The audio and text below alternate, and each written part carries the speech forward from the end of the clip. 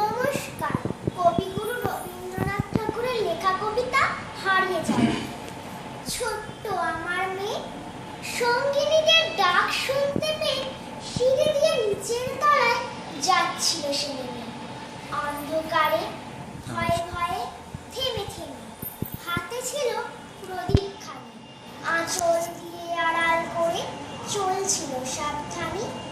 আমি ছিলাম ছাতে, তারায় ভরা চৈত্র মাসের রাতে। হঠাৎ মেয়ের কান্না শুনে উঠে দেখতে গেলেন ছুটে।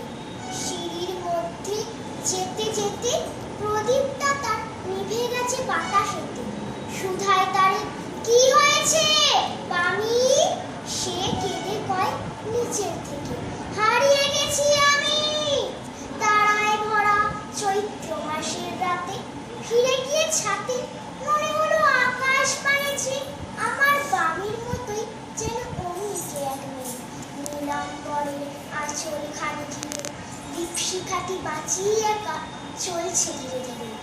নিত্য যদি আলো যদি হঠাৎ যেত থামি, আকাশ ভরে উঠতো কেঁদে, হারিয়ে গেছি আমি। বাহ।